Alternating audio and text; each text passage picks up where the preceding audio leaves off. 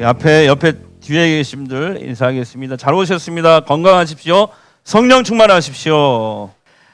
지난주에 이름을 바꿨더라고요. 나라가요. 원래 터키였는데 트루키에라고 이름을 바꿨어요. 그래서 여기 지진이 나서 여기하고 그 인접한 시리아가 지진이 나가지고 지금 제가 그저께 봤을 때는 13,000명 정도 넘는 사람이 죽었다. 안타까운 뉴스를 들었습니다.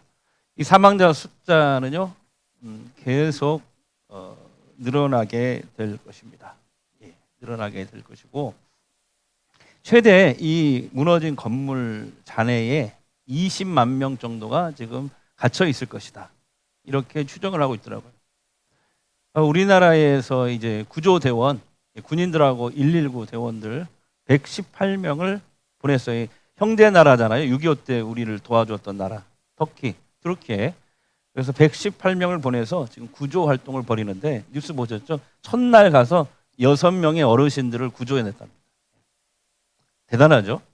이 얘기를 선교사님들 얘기를 들어보면 생지옥이 따로 없고 정말 생각보다 상황이 심각하다고 그래요. 이 그림은 여러분 잘 아실 거예요. 이 두 어린 소녀들이 자매인데요. 자매들이 이렇게 갇혔는데 우리를 꺼내주시면 노예가 되겠다. 그래가지고 전 세계의 사람들의 눈시울을 눈물을 흘리게 했던 그런 장면이었죠. 결국 이들이 구조됐죠. 근데 여러분 그거 아십니까? 이 트루키의 지진으로 인해 죽은 숫자만큼 거의 비슷한 숫자의 사람들이 우리나라에서 매년 자살로 죽고 있다는 사실을 알고 계십니까? 1년에 13,000명 정도가 죽고 있다. 최근에 이 통계청 자료를 보니까 하루 평균 36명이 자살로 사망하고 있다고 합니다. 그러니까 지금도 2시간에 1명꼴로 죽고 있는 것이죠. 그래서 여러분 잘 아시다시피 우리나라는 경제협력개발기구 OECD라고 그러죠. OECD 이 국가 중에서 자살률이 1위라는 이 오명을 계속 유지하고 있습니다. 몇 년째.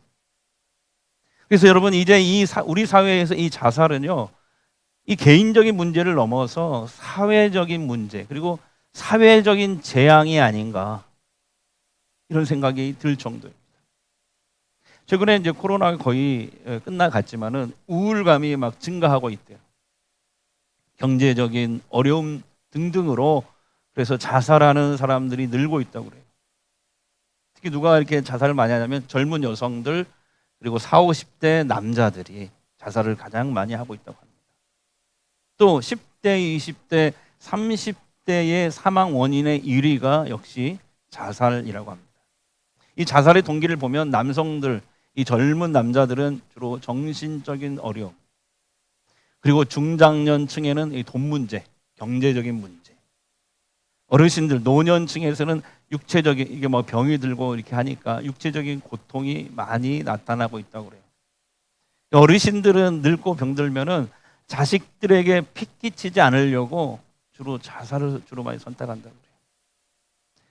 제가 6년 동안 목회했던 그 섬에서도 보면은 우리나라에서 자살을 2번째로 많이 하는 그런 동네였어요. 제주도가 1등이고 그 다음에 제가 목회했던 그 섬이 2번째로 많이 했어요.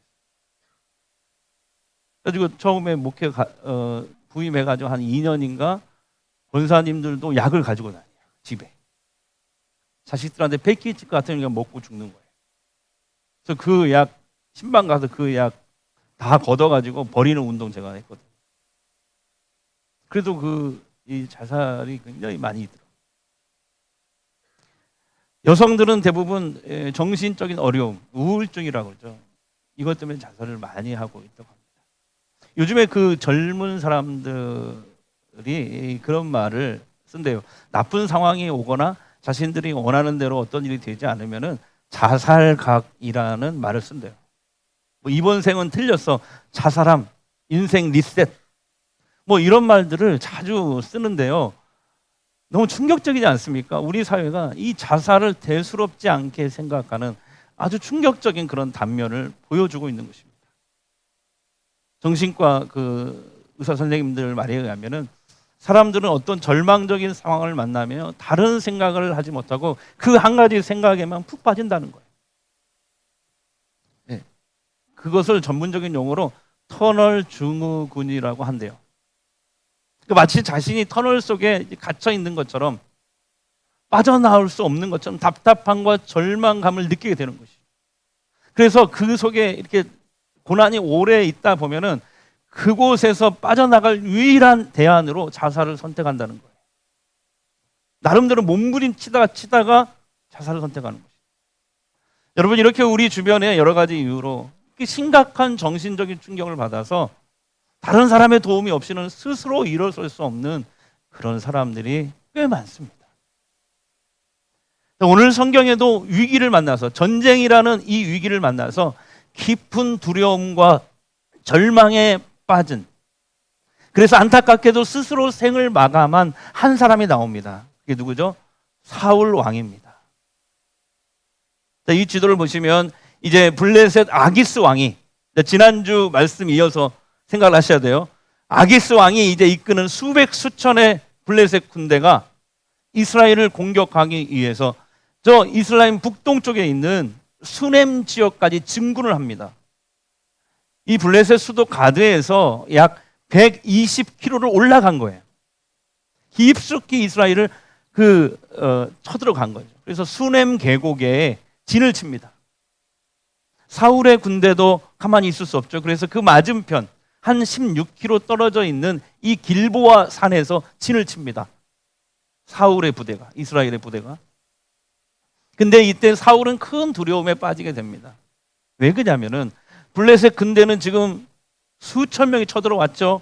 근데 그때 이제 사무엘 지도자는 돌아가셨어요. 돌아가셔서 없어요. 그런 상황이죠.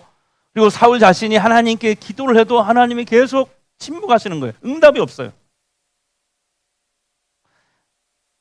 그래서 왜 하나님께 사울의 기도에 응답이 없을까? 침묵하실까? 제가 이렇게 성경을 찾아보니까 제가 내린 결론 두 가지예요. 그가 하나님께 대해서 넘지 말아야 될 선을 여러 번 넘었기 때문에 그렇습니다. 첫 번째는 이거예요.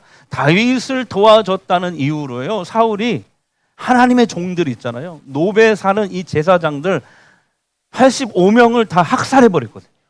다윗을 도와줬다는 이유로. 하나님 한번 해보자는 거잖아요. 두 번째는 하나님이 금지하신 무당 점쟁이를 그가 찾아가서 미래를 묻고 점치는 일을 했거든요.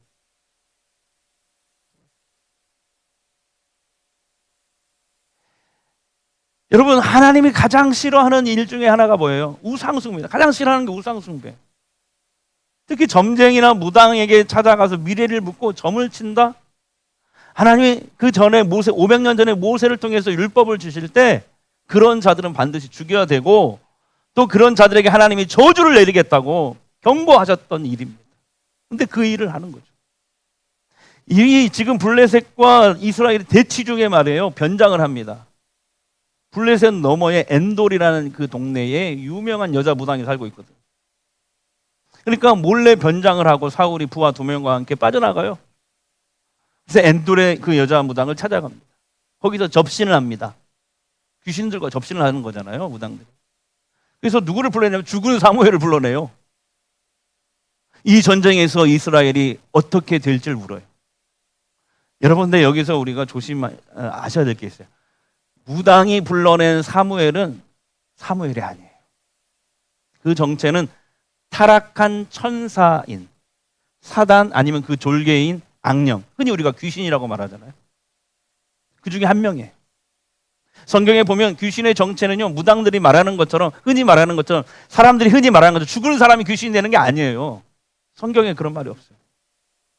누구예요? 그들의 정체는 타락한 천사, 하나님께 대적해서 세상으로 쫓겨난 이 타락한 천사, 그들이 사단이 되고 그 졸개들이 이제 악령, 흔히 우리가 말하는 귀신들이 되는 거죠. 그러지 죽은 사람이 귀신이 될 수 없습니다. 이거 속아서는 안 돼요. 이 타락한 천사가 귀신이 돼서, 사탄이 돼서 사무엘의 흉내를 내고 사람들을 속이는 겁니다. 그래서 이렇게 얘기해요. 이스라엘은 패할 것이고 너도 죽을 것이다. 사울은요, 이 귀신이 전하는 말을 듣고 큰 충격에 빠져요. 그리고 귀신의 말 때문이 아니라 하나님께서 늘 예고하신 대로 사울은 이 전쟁에서 패하게 됩니다. 사울의 세 아들도 전사하게 됩니다. 하나만 남고 다 전사하게 됩니다. 사울은요, 화살에 맞아 중상을 입어요. 그런데 이 성경을 보면은 누가 썼는지를 몰라요. 근데 그 화살이 사울에게 맞은 거예요. 하나님이 그 화살을 맞게 하신 것 같아요. 사울은 화살에 맞아 중상을 입게 되는데 자기 부관에게 네가 칼을 뽑아서 나를 죽여라 명령하는데 그 부하는 못해요. 그래서 사울은 스스로 자살을 하게 됩니다. 자, 3절에 4절 보겠습니다. 시작. 사울이 패전함에 활 쏘는 자가 따라잡으니 사울이 그 활 쏘는 자에게 중상을 입은지라. 그가 무기를 든 자에게 이르되 내 칼을 빼어 그것으로 나를 찌르라. 할례 받지 않는 자들이 와서 나를 찌르고 모욕할까 두려워하노라. 하나 무기를 든 자가 심히 두려워하여 감히 행하지 아니하는지라. 이에 사울이 자기의 칼을 뽑아서 그 위에 엎드려지매. 사울은 블레셋의 포로로 잡혀 모욕을 당하느니 자살을 선택합니다. 옛날 그 전에 사사시대에 삼손이 한번 잡혔잖아요. 잡자마자 한 일이 뭐예요? 두 눈이 뽑힙니다. 고대 시대 패잔병의 왕들은 그렇게 됐어요. 두 눈이 뽑히거나 죽거나. 사울 왕조는 이렇게 막을 내리게 됩니다. 성경은 이 사울의 죽음에 대해서 이렇게 평가합니다. 역대상 10장 13절에서 14절 말씀입니다. 시작. 사울이 죽은 것은 여호와께 범죄하였기 때문이라. 그가 여호와의 말씀을 지키지 아니하고 또 신접한 자에게 가르치기를 청하고 여호와께 묻지 아니하였으므로 여호와께서 그를 죽이시고 그 나라를 이새의 아들 다윗에게 넘겨주셨더라. 아멘. 저는 이 말씀을 보면서 너무 안타깝더라고요. 사울이 그렇게 불순종의 길에서 여러 번 순종의 길로 돌이킬 수 있는 기회를 하나님이 여러 번 주셨거든요. 사실. 근데 끝까지 하나님을 찾지 않았던 것. 이게 참 아쉬웠어요. 또 회개할 기회를 여러 번 사실 주셨는데 끝까지 회개하지 않고 자살을 선택한 것도 참 안타까워요. 그런 생각들 들어요. 화를 맞았을 때, 중상을 입었을 때라도 그래요. 하나님이 기도했을 때 내가 미워서 사울이 미워가지고 침묵하셨더라도 우리는 어떻게 해야 돼요? 하나님이 공의보다 사랑이 더 크신 하나님이잖아요. 어떻게 해야 돼요? 하나님의 뒷다리를 붙들고 한번 매달려 봤어야지. 이제라도 나를 좀 살려주십시오. 하나님. 내가 다 잘못했습니다. 그러지 못했다는 거. 이게 참 안타까워요. 그렇습니다. 우리가 구원받지 못하는 것은 죄가 많아서가 아니에요. 성경에 보면 하나님을 끝까지 찾지 않고 끝까지 회개하지 않았기 때문에 멸망의 길로 갈 수밖에 없는 거예요. 죄가 많아서 가는 게 아니에요. 사실 오늘 말씀 주제가 굉장히 무겁습니다. 그래서 교역자 우리가 이제 하브루타를 하거든요. 일주일에 하브루타를 화요일 날마다 하는데 이번 본문은 그냥 패스할까? 너무 무겁다 주제가. 그리고 이 자살에 관한 것은 조금 잘 어려워요. 그래서 목사님 나 피해 가거든요. 그래서 우리도 피해 갈까 그랬더니 전도사님이 안 돼요 그러더라고요. 왜요? 그러니까 요즘에 자살 문제 심각하거든요. 우리 청소년 청년들도 좀 알아야 되거든요. 많다는 거예요. 그래서 어쩔 수 없이 이제 이 같이 하브루타를 하면서 이 말씀을 준비한 것입니다. 그래서 오늘 본문과 관련해서 가끔 사실 이 질문을 많이 받아요. 목사님 자살하면 지옥 가요? 여기에 대해서 성경은 뭐라고 말씀하실까요? 성경에 자살하면 지옥에 간다라고 분명히 이렇게 하나님께서 말씀해 주시고 기록해 주셨다면 참 좋았을 텐데 문제는 자살하면 지옥에 간다라는 그런 말씀이 성경에 직접적으로 언급되지 않았다는 점입니다. 그렇다면 어떻게 됩니까? 우리는 간접적으로 성경에 기록된 말씀이나 성경에 자살한 사람들을 살펴보므로 이 질문에 대한 답을 찾아야겠죠. 성경에 자살을 한 사람들이 굉장히 많이 나옵니다. 구약의 대표적인 사람이 오늘 우리가 살펴본 사울이고요. 그 다음에 아까 얘기한 삼손입니다. 신약에는 누가 있죠? 여러분, 예수님 제자였던 가룟 유다. 근데 여러분, 삼손의 죽음과 사울과 가룟 유다의 죽음을 자세히 들여다보면 많이 달라요. 여러분, 삼손의 이야기는 다 아실 거예요. 삼손은 하나님께서 태어나기 전부터 예언을 했어요. 그 부모에게. 이 아이는 앞으로 태어나면 이스라엘의 사사로, 임시 지도자로, 어떤 지도자? 이스라엘을 블레셋으로부터 구원할 지도자로 내가 세울 것이다. 하나님이 어릴 때부터 사사로 키웠단 말이에요. 그런데 막상 사사가 됐을 때 그는 하나님의 사명을 잃어버리고 쉽게 말하면 여자 꽁무니만 쫓아다녔어요. 그래서 자기 마음대로 행하다가 어떻게 됩니까? 결국 여자의 꼬임에 넘어가서 블레셋에 잡히게 됩니다. 두 눈도 뽑히게 되죠. 머리카락도 힘의 근원이었던 머리카락 다 밀게 돼요. 힘을 못 쓰죠. 머리카락은 밀리니까. 그리고 그들의 신전에서 두 기둥에 쇠사슬에 묶이게 돼 있어요. 한번 생각해 보세요. 두 눈은 뽑혔지, 이 상태로. 그리고 그 신전에 그 블레셋 사람들이 거의 다 모여가지고 막 술 먹고 잔치를 벌여요. 삼손을 모욕합니다. 그러나 그때서야 사사 이 삼손은 이제 정신을 차리게 됩니다. 그는 하나님이 주신 사명을 마지막으로 감당하려고 그래요. 그래서 그가 선택한 것이 뭐냐면 자신을 희생하는 죽음을 선택해요. 그래서 이스라엘 백성들을 블레셋으로부터 구원하기 위해서 이 쇠사슬로 연결된 블레셋 신전의 기둥을 쥐하면서 확 무너뜨립니다. 그때 그 신전이 무너져서 블레셋 사람들이 함께, 삼손도 함께 몰살하게 됩니다. 즉 삼손은 이스라엘의 구원을 위해서, 마지막 하나님의 사명을 감당하기 위해서 스스로 죽음을 선택한 것입니다. 그러나 우리는 삼손의 죽음에서 가룟 유다나 이 사울의 죽음과는 많은 차이가 있다는 것을 보게 됩니다. 죽기 직전의 상황이 달랐어요. 자, 가룟 유다나 사울이 자살을 선택한 이유는 뭐예요? 자책감, 좌절, 포기의 마음으로 한 거잖아요. 그리고 두 사람의 자살은 가만히 보면요, 영적인 문제가 있었다는 걸 볼 수 있어요. 사울이 불순종과 교만의 죄를 지었을 때 하나님의 영이 떠나갔다. 대신 악령이 그를 괴롭혔다. 이렇게 나와요. 가룟 유다도 있잖아요. 예수님을 은30에 팔아야 되겠다는 생각을 품었을 때 그때 사탄이 그 머리에 그 생각을 집어넣어 줬다. 이렇게 돼 있어요. 그러니까 여러분, 자살은요 단지 개인적이고 정신적인 문제가 아니라, 그 문제뿐만이 아니라 영적인 문제와도 깊이 관련이 있다는 것을 우리는 볼 수 있어야 돼요. 다시 말하면 이들이 하나님과 정말 멀어졌을 때 자살이 일어났다는 거죠.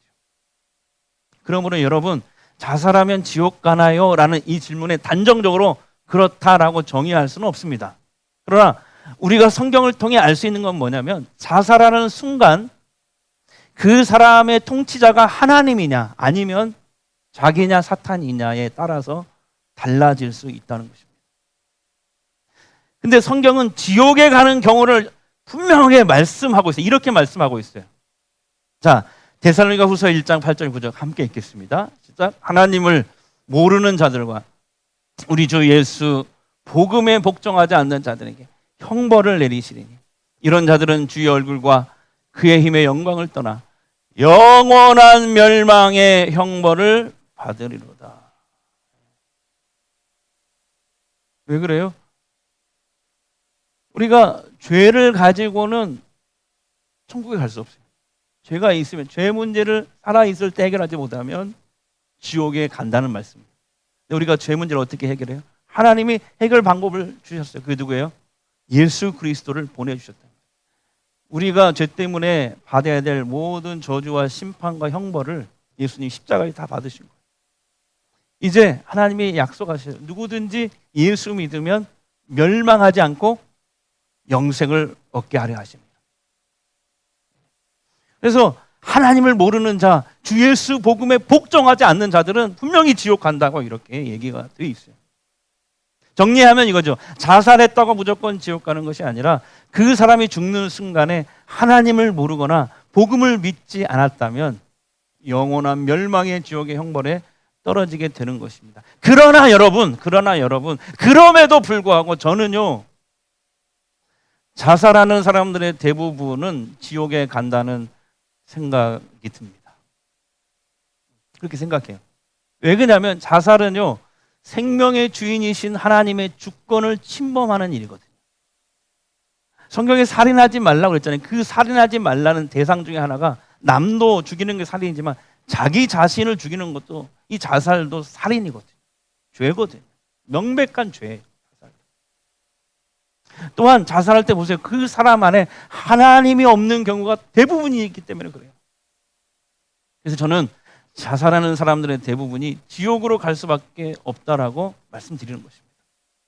여러분, 혹시 여러분 가운데는 그런 분은 안 계시겠지만 혹시 살아가면서 내가 정말 죽고 싶다, 자살이 떠오르고 죽음이 떠오른다면 꼭 기억하십시오. 내가 자살을 생각할 만큼 수렁 가운데 있을지라도 하나님은 언제든지 그런 나를 건질 수 있는 분이라는 사실입니다. 시편 40편 2절 쉬운 성경으로 함께 읽겠습니다. 이번 주 하가다 말씀입니다. 주님께서 나를 질퍽거리는 구렁텅이에서 끄집어내시고 진흙수렁에서 꺼내주셨습니다. 주님께서 나를 바위 위에 세우시고 굳건한 곳에 설 수 있도록 인도하셨습니다. 아멘. 자살 문제에 대처하는 우리 그리스도인들의 자세 한번 정리해 봅시다. 첫 번째, 내 생명 내 것이 아니다. 해볼까요? 시작. 내 생명 내 것이. 생명의 주인은 누구예요? 하나님. 내 목숨의 주인도 누구예요? 하나님. 내가 아니에요. 그래서 스스로 내 생명을 내려놓는 일은 이 생명에 대한 하나님의 주권을 부정하는 죄인 것입니다. 두 번째요, 다 같이요. 자살은 해결책이 아니다. 자살은요, 더 큰 문제를 일으키는 최악의 선택이에요. 가족들과 가까운 사람들이 오랫동안 죄책감에 시달리게 돼요. 아마 평생을 시달릴지도 몰라요. 자살한 사람은 편하게 그냥 죽자 이렇게 죽을지 모르지만 남겨진 가족들은 평생 고통하며 살아요. 그보다 더 크게. 그리고 통계에 의하면 남겨진 가족들의 자살할 확률이 높답니다. 자살은 남겨진 이에게 더 큰 고통을 떠넘기는 이기적인 선택입니다. 세 번째 같이 읽을까요? 함부로 판단하지 마. 자살하는 사람과 가족에 대해서 함부로 말하지 말아야 돼요. 어떻게 해야 돼요? 우리는 긍휼히 여기고 기도하는 마음이 먼저. 왜냐하면 자살하는 동기 중에 특히 우리나라에 가장 많은 게 우울증 때문에 그렇대요. 그러니까 몸의 질병으로 사람이 죽을 수 있듯이 마음의 질병이거든요. 우울증. 그래서 우울증으로 인해서 자살을 했는데 지옥에 갔다라고 함부로 판단해서는 안 된다는 거죠. 이 구원의 문제는 하나님께 속하여 있는 거거든요. 우리가 하나님이 되어서 정죄할 필요는 없습니다. 그것조차 교만이죠. 예. 어떻게 돼요? 예수님 말씀대로 겸손한 마음으로 함께 울 수 있는, 위로하는 자세를 가져야 될 줄 믿습니다.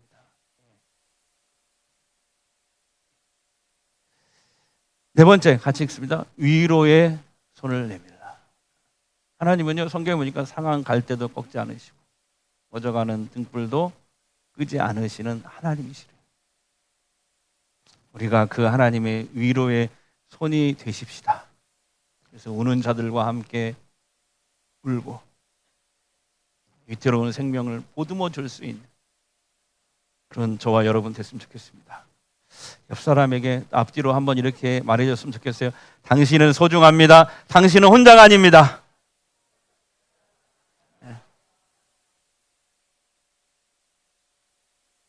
그리고요, 여러분, 혹시 내가 죽고 싶다 이런 생각이 들 때 영적인 문제다 그것이, 그러면 저를 찾아오십시오. 우리 교회가 도와줄 수 있습니다. 진짜 어떤 문제든지 오십시오. 영적인 문제라면 오십시오. 도와드릴 수 있어요. 그동안 이 교회 와서 제가 성도들한테 말을 안 했지만 그런 일들 많이 있었거든요. 영적인 문제라면 적극적으로 도와드릴 수 있습니다. 예. 등록 교인만 해당됩니다. 딴 교회는 이제 딴 교회 그 교회 목사님이 하시도록 하고, 예. 저희 교회 등록 교인만. 그다음에 정신과적인 문제다. 그러면 전문의를 찾아가셔야 돼요. 약도 잘 먹어야 되고요. 우울증. 왜냐하면은 그 우리나라 초대 그 기독교 역사에 보면은 의사 선생님들을 세운 것도 하나님이시거든요. 우리나라에 복음이 들어올 때 선교사들이 교회부터 세운 게 아니라 학교도 세우고 병원, 학교, 그다음에 교회 세우고. 의사 선생님도 하나님이 세우신 분들.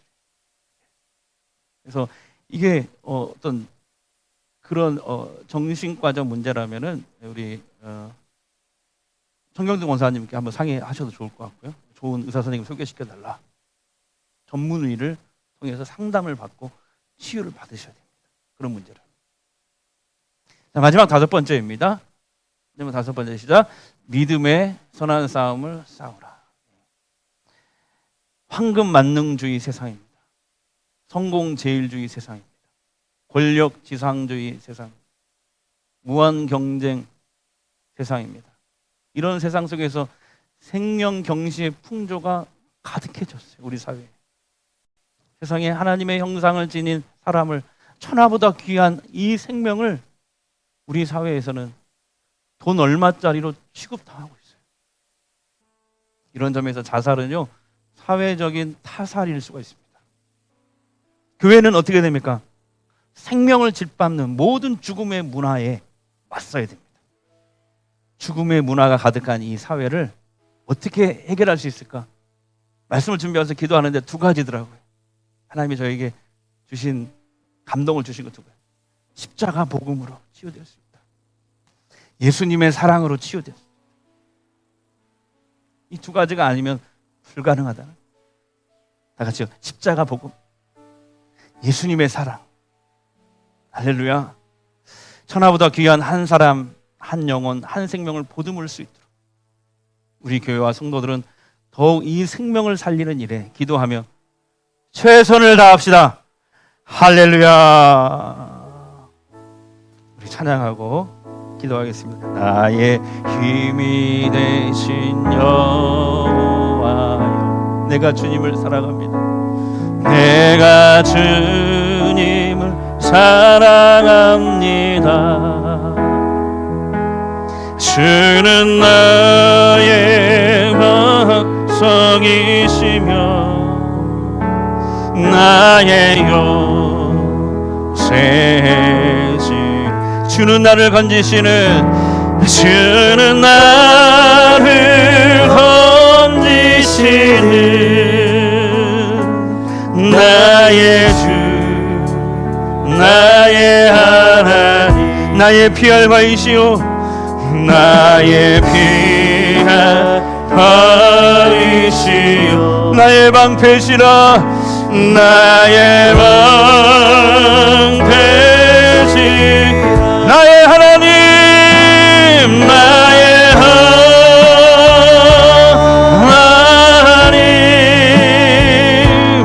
나의 하나님,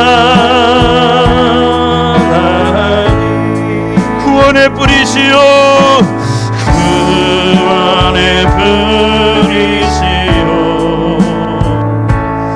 나의 산성, 나의 하나님, 나의 하나님,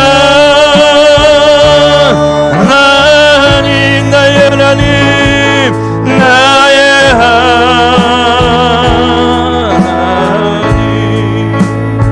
그는 나의 여호와, 나의 여호와 나의 구세주 나의 구세주 나의 하나님 나의 하나님 나의 하나님 나의 하나님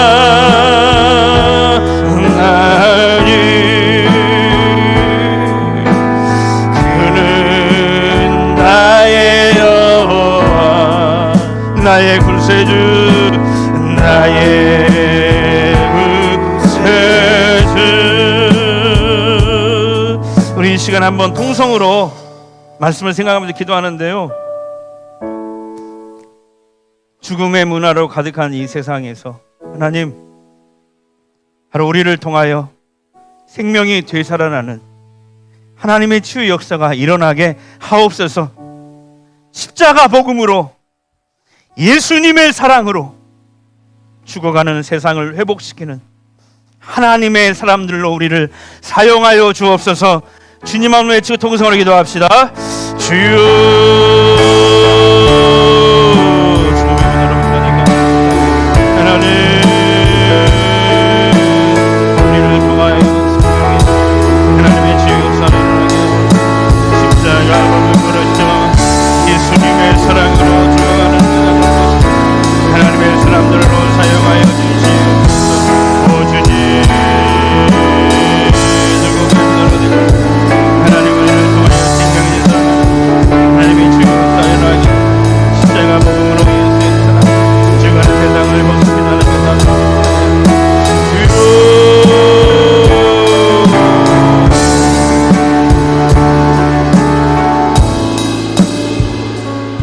생명을 주시는 하나님, 우리에게 생명을 허락하셔서 오늘 여기 살아있게 하시니 감사합니다. 예수 그리스도를 믿어 영원한 생명 누리게 하시니 감사합니다. 생명을 보살피시는 하나님, 세상 사는 일이 너무 힘겨워 천하보다 귀한 생명들이 쓰러지고 있습니다. 긍휼히 여기시고 자비를 베풀어 주옵소서. 생명을 보듬으시는 하나님, 우리를 통하여 죽음의 벼랑 끝에 서 있는 이들을 붙들어 주옵소서. 특히 이번에 지진으로 피해를 본 터키 동남부의 10개 지역과 인근 시리아 지역에 살아가는 주민들의 아픈 마음을 하나님께서 위로하시며 불쌍히 여겨 주옵소서. 이른 시일 안에 이번 지진으로 인한 피해가 최대한 복구가 될 수 있도록 도움의 손길이 계속 보내지게 하옵소서. 특별히 기도합니다. 많은 기독교 구호단체가 활동하고 있는데 그 절망의 땅에 생명의 복음과 예수의 사랑으로 희망이 솟아나게 하옵소서. 우리 대한민국을 위해 기도합니다. 우리 사회는 또한 죽음의 문화가 가득하여 경제적 어려움으로, 우울증으로, 기타 많은 이유로 죽는 것보다 사는 것이 더 어렵다고 여겨져 많은 사람들이 죽어가고 있습니다. 2시간에 1명꼴로 스스로 목숨을 끊고 있습니다. 그러나 오늘 우리는 고백하기 원합니다. 우리 생명의 주인이신 하나님이시오, 우리의 인생의 주인 역시 하나님이심을 고백합니다. 생명을 북돋우시는 하나님, 어떤 상황에서도 포기하지 않는 믿음으로 다시 일어서게 하옵소서. 어떤 역경에서도 십자가 복음의 능력에 힘입어 다시 시작하게 하옵소서. 하나님, 우리를 생명 보듬이로, 생명 지킴이로 살아가도록 우리를 이끌어 주시옵소서. 그런 교회로 우리 교회를 사용하여 주시옵소서. 생명의 주님, 예수님 이름으로 기도합니다.